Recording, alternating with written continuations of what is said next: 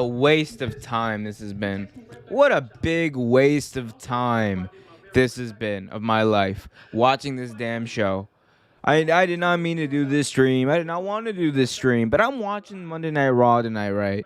And I'm just like, this is the go-home show to WWE SummerSlam. Am I right? The go-home show to WWE SummerSlam. Allegedly their biggest show of this year because they wanted to make it WrestleMania. They wanted to make SummerSlam WrestleMania this year. So I was like, okay, I'm going to assume they're going to try here to make this somewhat entertaining. I'm going to assume they're going to try here to somewhat make this look like professional wrestling. I'm going to assume they're going to try here to at least get me to maybe watch the pay-per-view. Nah, fam. That's not what they're trying to do here. They are trying to... Oh, here we go. Here we go. Now, we got a whole segment dedicated to the 24/7 7-Eleven championship right here. What a joke of a show this is. I swear, what a fucking joke of what a waste of time this is. It's just Reginald running away from people. And this is not like Crash Holly levels of running away. Crash Holly, when he was the hardcore champion, he was... Okay, that was a pretty impressive flip that he just did. Reginald just did a pretty impressive flip over a car. But it's the 24/7 7-Eleven championship. Who cares? Who cares? Also, they're wasting Tozawa, just saying. This show has sucked. Nothing has happened. Nothing has happened on the show. This has been one of the biggest wastes of time of me watching wrestling, and I've been watching Raw for a while. I'm at my wit's end with this show. I'm at my wit's end with this program. It sucks. It is garbage. It is terrible. SmackDown is the only watchable brand in WWE other than NXT UK. What more can I say that I haven't already said? When we still have what? We still got like 30-ish more minutes of this damn show left. And there's a reason I named this WWE Monday Night Raw Live Meltdown, because it's a meltdown. It's my meltdown. How do you not know how to book a TV show? Like nothing has happened. They made Jinder Mahal and Veer Shanky look like not even a semblance of a threat to Drew McIntyre. Yeah, we all know Drew's going over. You might as well make it interesting. We all know the good guy's gonna win. Make it interesting. But no. That would be too easy, you see. That would be too easy. No. Instead, let's give you some generic, bland, milquetoast bullshit, and you're just going to eat it up. That's what Raw does. And they just recap. 3 hours of recapping. Give me some goddamn wrestling. Give me something entertaining. It doesn't even have to be wrestling. Give me the fucking Festival of Friendship from back in the day. But no. God forbid we entertain our fans. And now they've got Goldberg in the main event? Goldberg? And I'm supposed to be entertained by this? Oh, and this is another thing. We got Nikki, almost a superhero. All right, she's the women's champion. Fine. I'm actually fine with that. All right? Sell the merch, love Nikki Cross, do her thing. But when you're doing it, make sure you have merch ready for this person whose entire gimmick is based in selling merch. WWE right now has no merch for Nikki Ash. So it's all for nothing. It's all for nothing. This fucking show, lads. This fucking show. It's an insult to wrestling to call this a wrestling show. It's an insult to wrestling to call WWE Raw a wrestling show. Because it's not. It's like a really shitty variety show is what it is. It's like SNL meets like... Actually, no, it's nothing like SNL. Even as bad as SNL is right now, as bad as SNL is, It's still much better than WWE Raw. This is like unwatchable. I have to entertain myself by doing this. I'm not even doing this for watchers. I might not even get a watcher tonight. I don't care. I don't care if nobody watches this. I really don't. I need to entertain I need to talk out loud to therapize. Therapize? Therapute. There we go. To therapute myself, turn my brain off, because watching this show is why I my brain can't be off enough to watch this show, guys. It is so bad. This is so bad. I there's no other words that come to mind. What do you guys think of this show? Please, someone help me, because right now I'm just like, yeah, there we go. WWE lost passion for wrestling. You're right. Remember, Nick Khan, who said that? That was, I don't even have my glasses on. Kerwin Abreu. Kerwin. Right on, brother. You're damn right they did. And look, Nick Khan said as much. Nick Khan said a while back that WWE is no longer a wrestling company. WWE is an entertainment company. We do movies, pal. Goddamn, pal. We do movies. They do movies. They do TV show. They create content is what they do. They don't create wrestling necessarily. They're not a wrestling company. And look, I guess you don't need to be a wrestling company. But look, which is, I guess, fine. I mean, not really if you're a wrestling fan like me. It's not fine, because that's the whole point.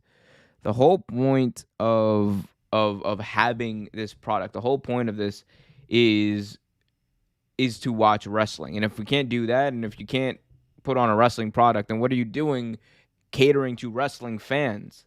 To get some semblance of nostalgia every few minutes when you have Goldberg wrestle for a championship match that we know he's not going to win, or that he does win against an opponent that he definitely should not be defeating. Yeah, I don't get it. I don't understand what WWE is doing. I don't understand what. Maybe I'm too old. Is that it? Am I just too damn old for this? Because I don't get it otherwise, man. I really don't. Either I'm too old to I've become the grandpa as far as professional wrestling goes, and I'm too old for this, or it's just or I don't know. I don't even know. Let's see what the kind, very, very always kind people on Twitter have to say about hashtag WWE Raw, because we always know. Well, let's actually see what my boy, hashtag not my boy, but the guy who I follow a lot and whose opinion I respect and whose reporting I respect, Sean Ross Sapp, has to say about all of this mess. Let's go to Sean Ross Sapp's Twitter. SRS people, by the way, great follow. He is like the premier wrestling reporter. So here we go. So SRS over here says, let's see what he's been saying about Raw, if anything. Wow, yeah, he has been tweeting about nothing about Raw recently. Why is Priest/Miz still going on? Yeah, retweet. Why the hell was that still going on? They've been feuding since before Mania. And this is not a good long-term feud by any chance. Big Ticket just says, at least it's CM Punk week. Yes, he did. You guys see that Instagram story that CM Punk tweeted out? Well, let me pull it up. So CM Punk tweeted out an Instagram story. Also, they killed off Elias. They're just showing that vignette.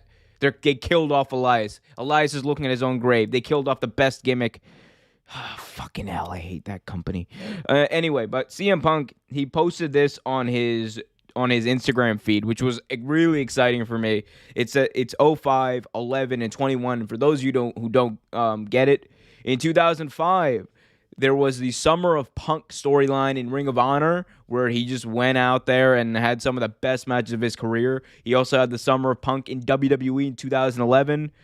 And the 21, I'm assuming, is hinting towards this year, 2021, where we're likely to see him debut for All Elite Wrestling live Tuesday at 10 p.m. Eastern on TNT. I'm going to be watching it live right here on the YouTube channel with Trevor. We're going to be enjoying that, marking out. Be sure to join us for that. Subscribe, hit that notification bell if you haven't already.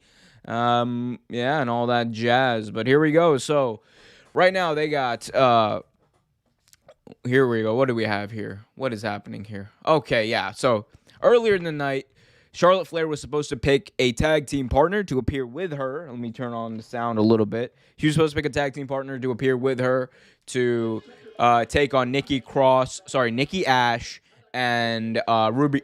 Ooh, I almost said Ruby Riott, Rhea Ripley.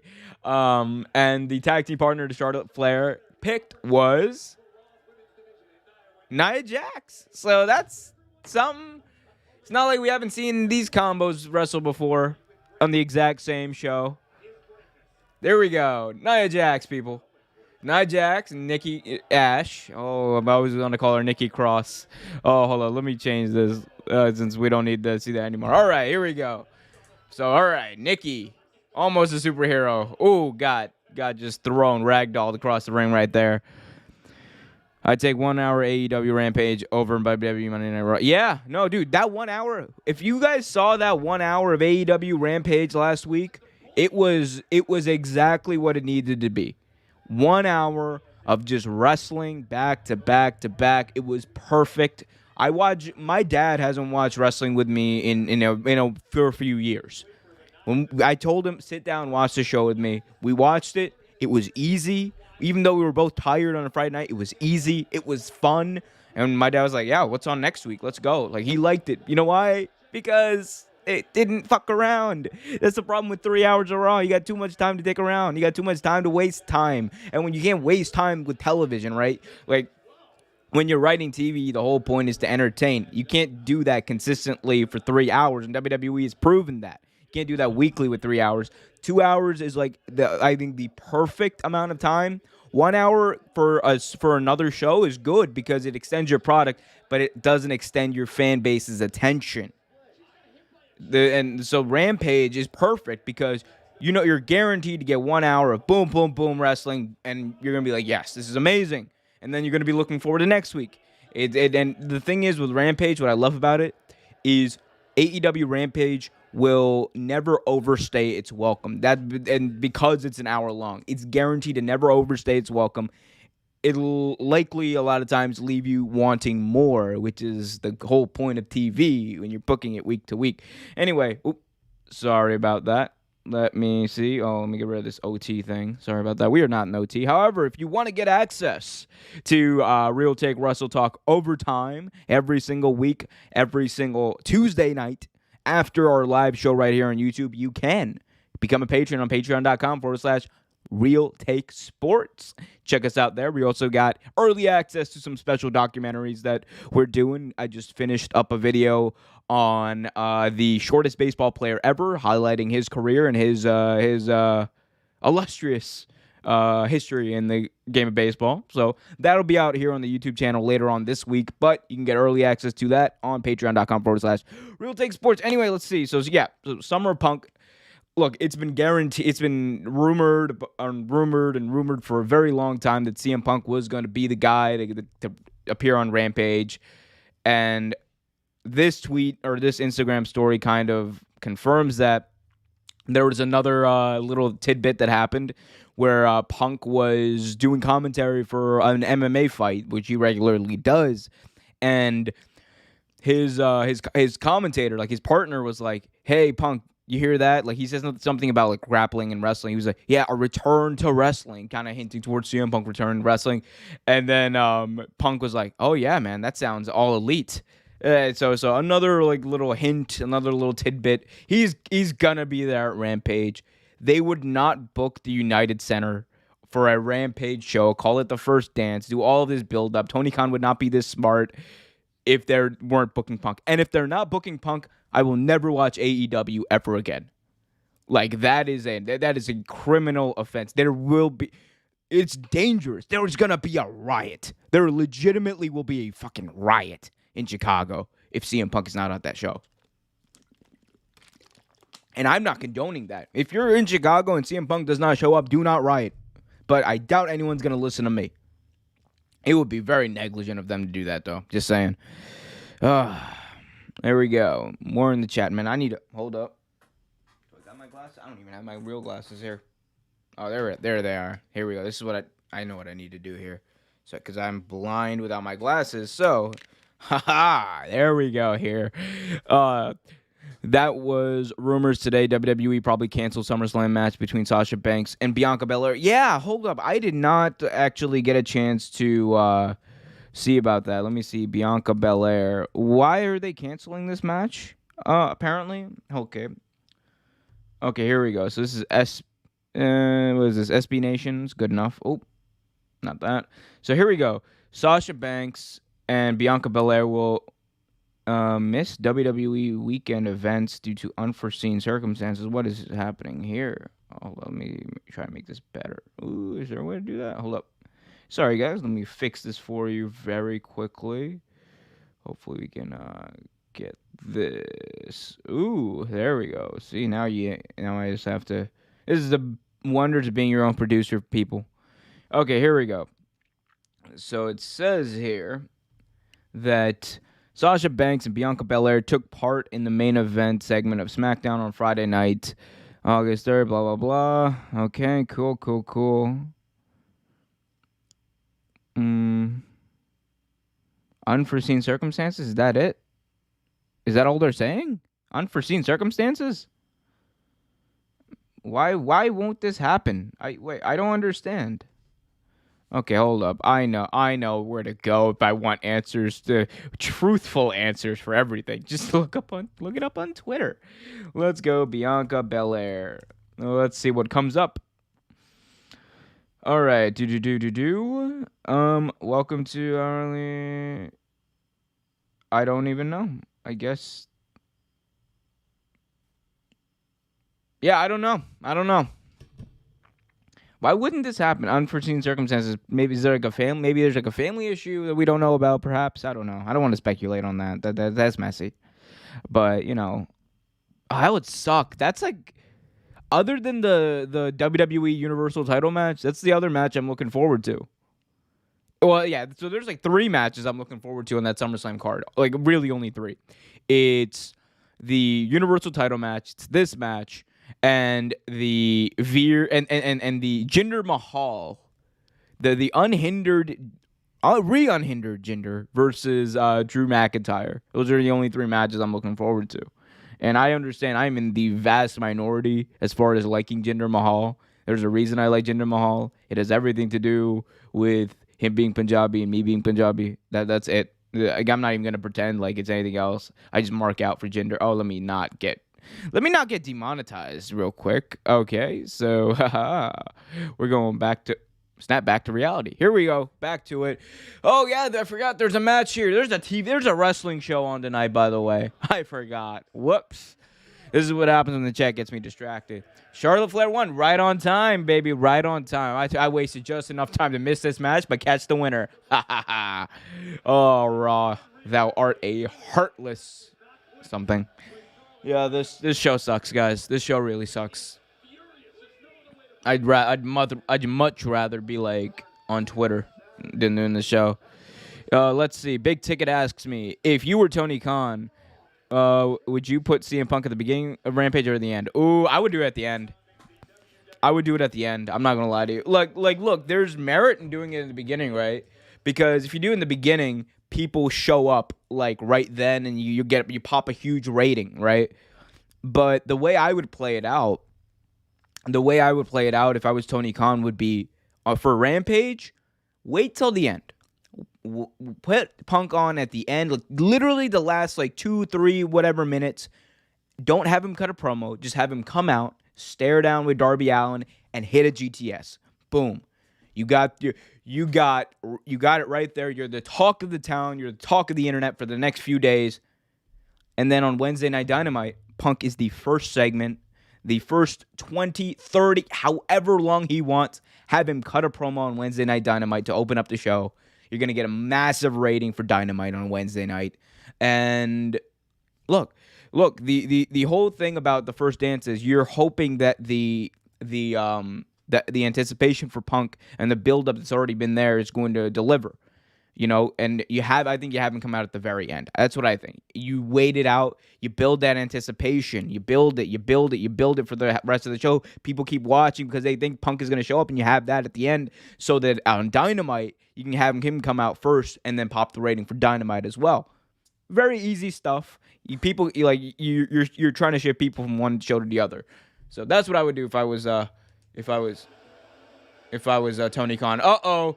Oldberg is coming out. What about Seth Rollins versus Edge? I will get to that in a minute, actually. I will talk about that match because I like that match, but I will get to that in a second. Oldberg has entered the building, people. Oldberg has entered the building. All right, here we go. Byron Saxton apparently announced to fans at tonight's WWE live event that Bianca Belair and Sasha Banks. Okay, so I guess something happened with them. Oh, well. Hopefully they're both okay. That's all you can hope for. I hope both of them are okay. But Oldberg is in the building.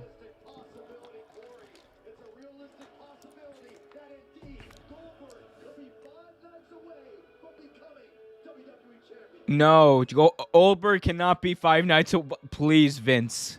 You've never listened to me before. Please start now. Don't make Oldberg the WWE champ. Don't have this match. There's still time. Put Jinder in the main event. You put Jinder in the main event. Boom. It'll be more interesting than this, please. I don't know. No one wants to see Oldberg except for like the Saudis. God, gotta love that Saudi blood money. Anyway, what are we at? But yeah, big ticket. I would have Punk at the end and then opening up Dynamite and have him just whatever. If I was Tony Khan, I'd be like, yo, it's Punk. You got 20 minutes on the mic tonight. Here's 2 bullet points I need you to hit. Go nuts. Anyway, Kervin asks, what about Edge versus Seth Rollins? Edge versus Seth Rollins is an interesting one. I forgot about that. There's like 8 matches, so sorry. That was one that did slip my mind. But Edge versus Seth Rollins is a good one. I think it's going to be a good one. It's going to be a fine match. I'm expecting a schmozzy finish. I'm expecting a messy finish. And then, we're going to see what happens next month, Michael, at Extreme Rules. The crowd's having fun. You got your money. That's my JBL impersonation, by the way. But yeah, that's basically what's going to happen. I think there's going to be a little bit of a schmoz. There's going to be no clear winner. And no one gets over. Because this is WWE. And we got your money. That's all it's about with WWE. Britt Baker was over on Rampage. Over like Rover. Well, it's also her hometown. It was they were live from Pittsburgh, Pennsylvania. So yeah, no, she was definitely over, and it was great. Like that was the perfect way to do things. First Rampage, have someone in their hometown, someone who's super over, someone who's a world champion, by the way. Britt Baker is the world champion in AEW. Have that happen and have her go over strong, have her go over even as a heel and still get cheered. The energy was amazing, by the way. The only time you'll ever hear me say anything good about Pittsburgh, because football season's coming up and I'm a Ravens fan. Pittsburgh, a winner is you. Good job there. Oh, man. Let's see what else is going on in the wonderfully wide world of wrestling. Let's check out some of these hashtag WWE Raw hashtags. Let's see what the fans. Let's go to the bully pulpit. The fans. Ha ha ha, Michael. All right, so here we go. Goldberg entrance started with about 13 minutes left. Goes to the commercial and it should have 7 to 8 minutes for a closing segment. Smart call, given a limited promo ability in the ring. Oh, that's mean, but very true. I wish they did that with like half the other show. They opened up the show with Randy Orton cutting like a 15-minute promo. They opened up the show with a Randy Orton promo. Don't get me wrong, Randy Orton, one of the greatest of all. Oh my God, I'm gonna get demonetized. One of the greatest of all time. But you can't have him come out there and cut a promo like that. No. Please don't. No, God, no. That's literally me. Oh my, okay. I'm gonna get demonetized. Oh God. Yeah. I need to get like a producer for this. Oof. Yeah, but this Raw has been pretty shit. I'm not gonna lie. But yeah, any more questions about AEW? Please, please. This is gonna turn into an AEW channel very quickly. Although we do cover other things in the wonderfully wide world of sports. You can ask me anything about sports too. I'm here to answer questions about anything but Raw. Basically, that is the whole point of the stream. I'm here to talk about anything you want, except for the thing the title is based on. Sorry. This show is just so crap. This show is just so crap. They open up with a Randy Orton promo, and then they have me sitting here watching 3 hours of nothing happening for no reason, all leading up to a Goldberg promo. You expect me to be happy about this, Vince?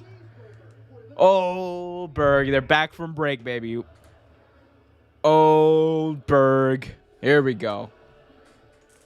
We were about to be treated to a Goldberg promo.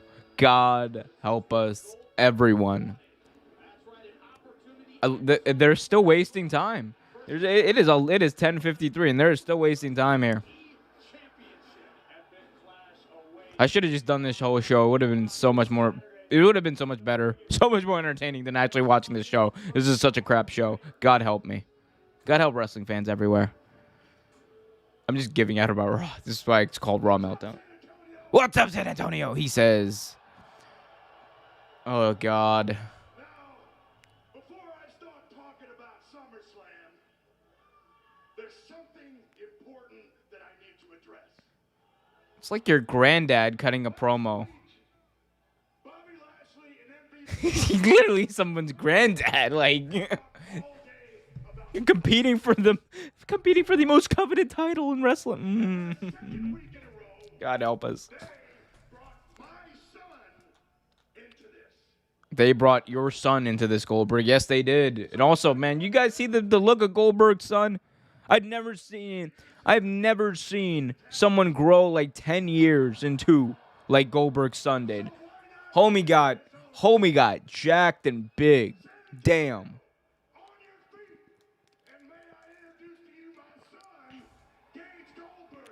Is this a thing where like WWE does? Like, do they just want to do this? Like, just bring legends back to get their kids over?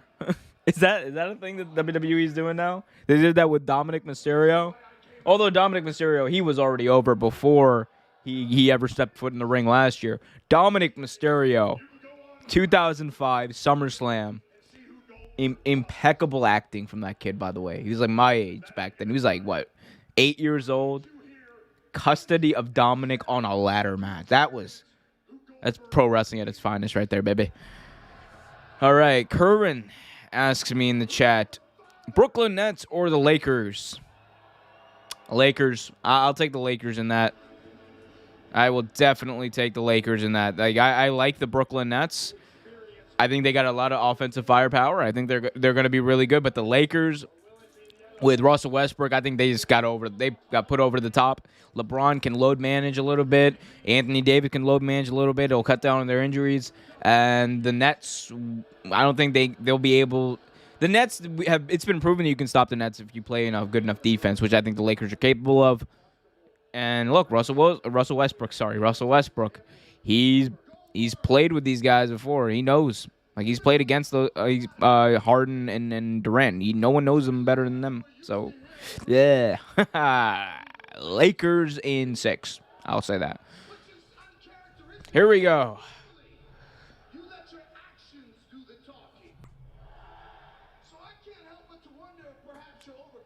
Oh, MVP, you got to overcome these what chants, MVP? You got to overcome. Oh, God, MVP is not handling these what chants. He is the Goldberg of old.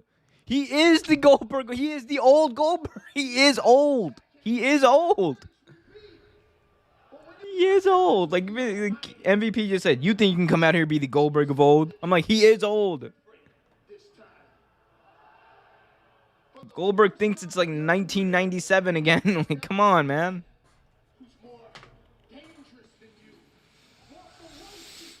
God help us. MVP, you are not saving this segment, bruh. You are not helping this. This is not going well. Goldberg, you have run down on the almighty WWE champion, Okay. Bobby Lashley. Oh, damn, Lashley. Yo, Lashley's eyes look red, bro. He be smoking that raw.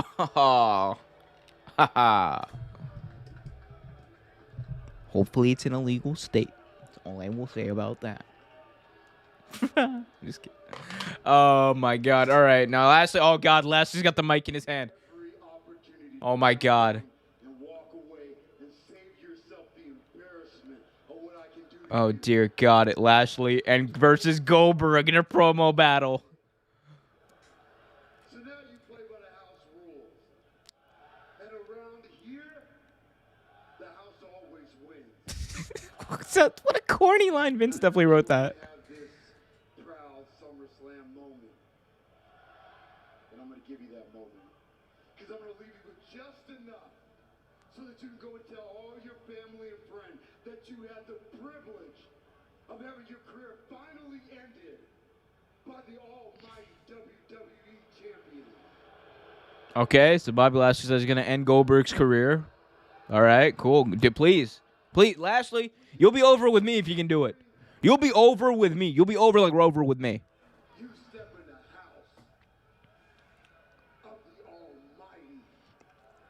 Oh, dear. Oh, dear. This is such a generic promo. Oh.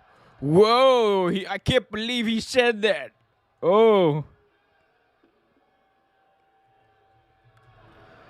Oh, my God. Goldberg said bullshit. Hide your kids. Hide your wives. Oh, here we go. Goldberg spearing Lashley. Oh, my God. I'm totally supposed to believe he's able to do that.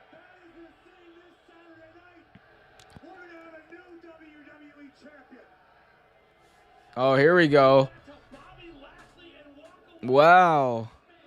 Goldberg said bullshit. Speared the WWE champion. And now he's taking his like, hey, that kid's 15?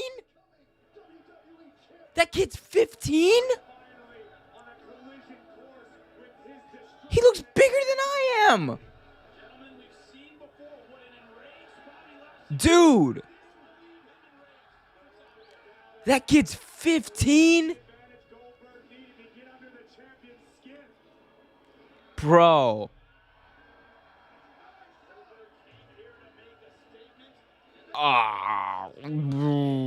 His high school wrestling team must not be testing for. I'm kidding. Oh, messy jokes.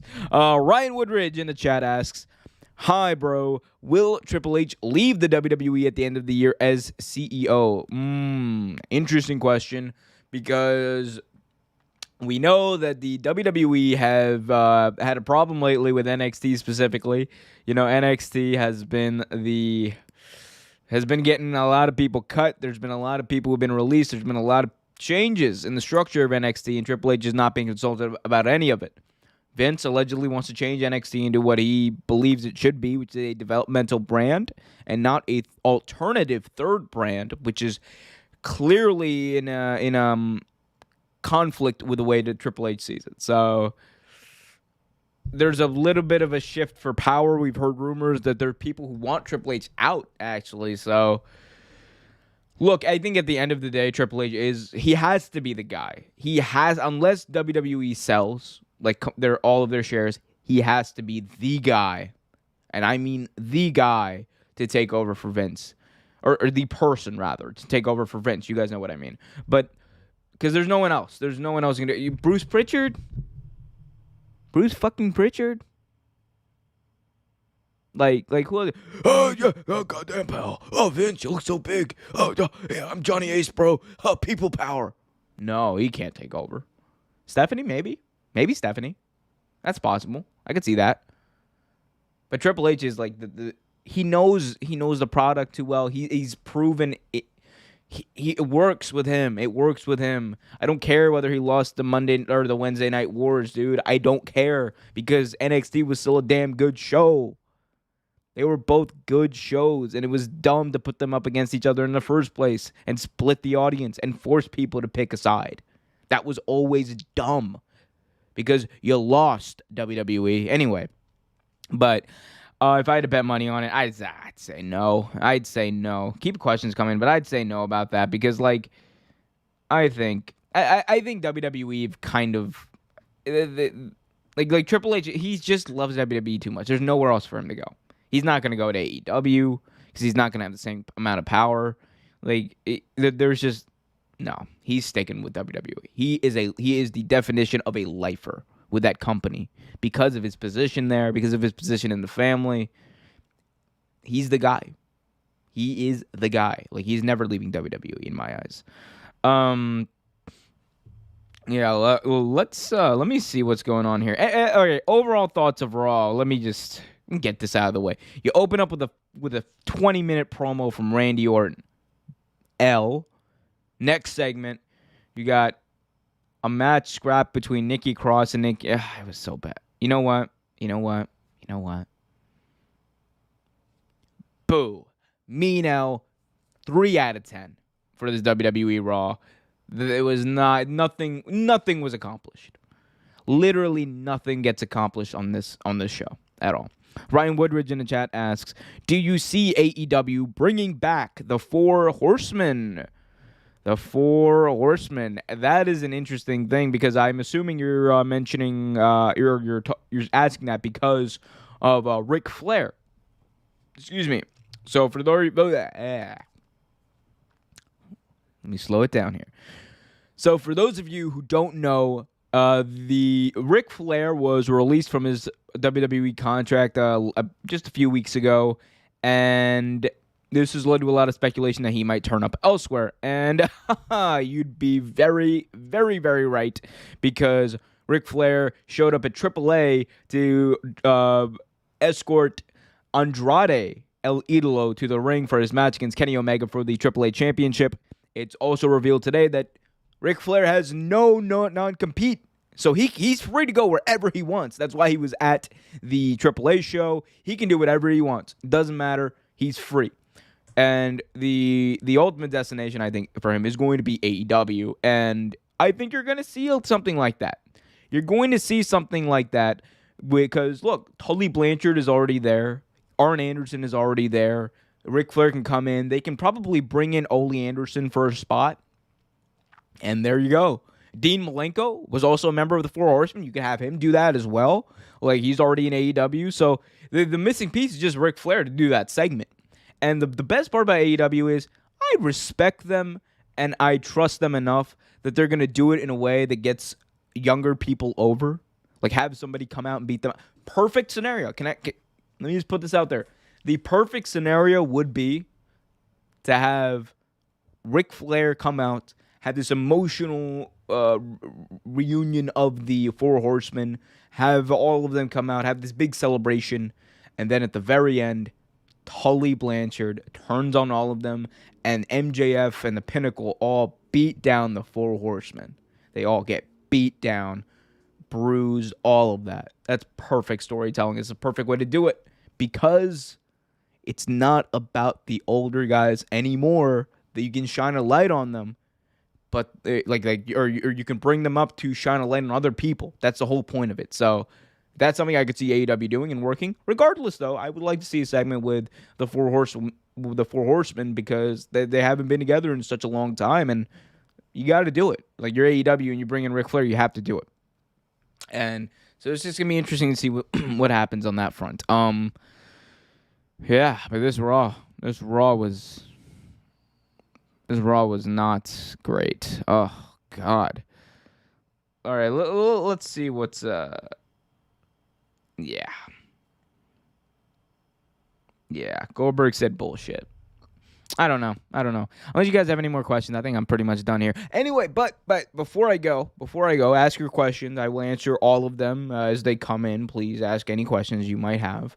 But the last thing I want to probably say on my front is that tomorrow night is our WWE SummerSlam live preview show. We're going to be previewing WWE SummerSlam. Me, Trevor, also a special guest, going to be previewing all the matches for SummerSlam, all the matches for NXT, AEW First Dance, and whatever else is in the news. We're going to be getting to that too. It's going to be a fun episode. Also, we're going to have, as always, our overtime show on patreon.com/Real Take Sports. So if you guys can't get enough of the content there or here on the channel, there's always going to be that show. We usually go a little longer, more in depth into some stuff, talk about other things, get a little behind the scenes. So 30 minutes. So it's usually about a 30 to 45 minute show. Afterwards, you'll get access to all the previous ones,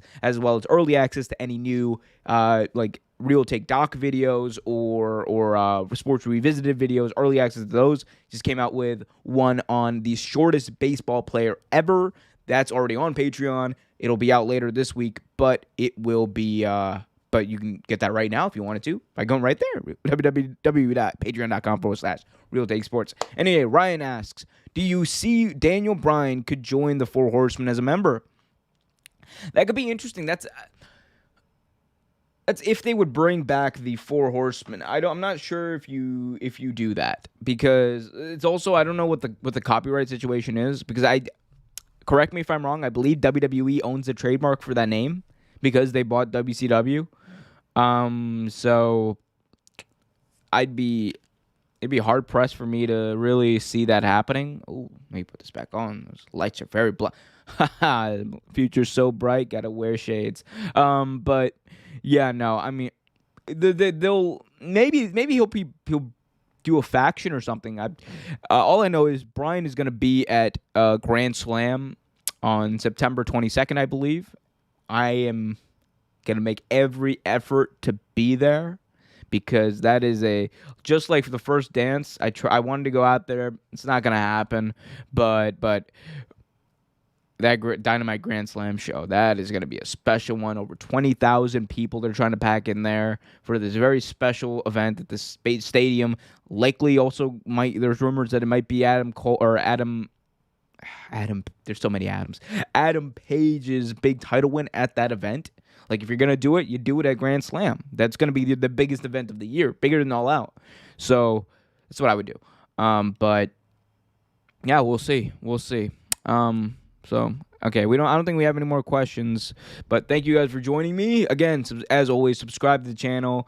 Hit us up at Real Take Sports with any questions. Hit me up on Twitter as well at @OmarQ_, for all the latest questions you guys have. And if you're interested in a very boring sports and political feed. And yeah, patreon.com/Real Take Sports. How many times can I say it fast? Patreon.com/Real Take Sports. I can't say it fast at all today. Anyway, hit that up if you guys want some exclusive videos.